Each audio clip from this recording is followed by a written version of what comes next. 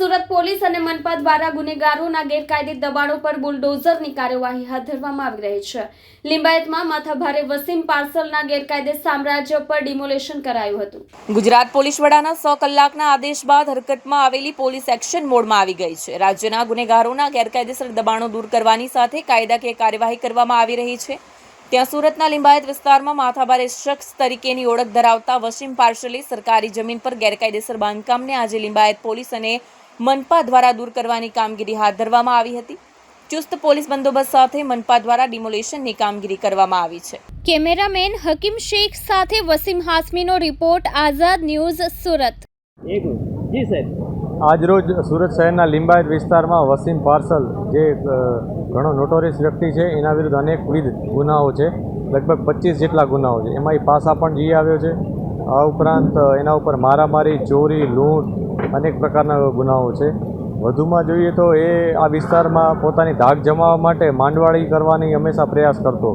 પોતાના માણસો બેસાડી કબજો લઈ લેતો જગ્યાનો, મકાનોનો, અને પછી એ જે ફરિયાદી હોય એની સાથે ગેરવર્તણૂક કરી, દબાણ કરી અને એની પાસેથી સસ્તામાં મકાનો મેળવી લેતો। આ પ્રકારની અનેકવિધ ફરિયાદો અમને મળી હતી। આ ફરિયાદો, રજૂઆતો ધ્યાનમાં લઈ અમે બધું ચેકિંગ કર્યું હતું। એ દરમિયાન અમારા ધ્યાનમાં આવ્યું હતું કે એણે એસએમસીના રિઝર્વેશનવાળી જગ્યા ઉપર પોતાનું એક બાંધકામ કરેલ છે કે જેમાં એ ઓફિસ બનાવી અડ્ડો ટાઈપ બનાવી દીધો હતો। આ અડ્ડામાં બેસી અને આ જ પ્રકારની નોટોરિયસ પ્રવૃત્તિ, ઇલીગલ પ્રવૃત્તિ અને અસામાજિક કામગીરી કરતો રહેતો હતો। અહીંયા ઘણીવાર એ લોકોને બોલાવી ધાક ધમકીઓ આપતો, માંડવાળી કરાવતો। એટલે આ વિસ્તારમાં ઇન્ડાયરેક્ટલી એક પ્રભાવ પાડવાની સતત એના પ્રયાસો હતા। અને આ બાબતની જાણ અમે એસએમસીને કરી હતી। એસએમસીએ કન્ફર્મ કર્યું કે આ જગ્યા છે એ લોકોની પોતાની છે, એસએમસીની, અને એના ઉપર ઇલીગલ સ્ટ્રક્ચર છે। આ સ્ટ્રક્ચર અત્યારે તોડી પાડવામાં આવ્યું છે। આ ઉપરાંત અહીંયા એણે ક્રિકેટ બોક્સ પણ બનાવ્યું હતું, જેના ઉપરથી પણ એ રેવન્યુ જનરેટ કરતો હતો।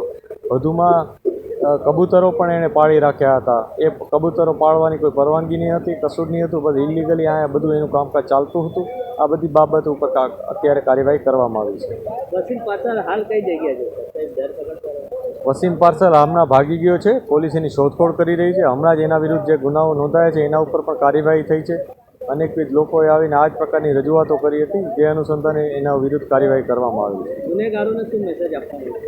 સ્પષ્ટ મેસેજ છે, જે ગુનેગારો ગુનો કરે છે, લોકોને રંજાડે છે, હેરાનગતિ કરે છે, એના વિરુદ્ધ કડકમાં કડક કાર્યવાહી કરવામાં આવશે।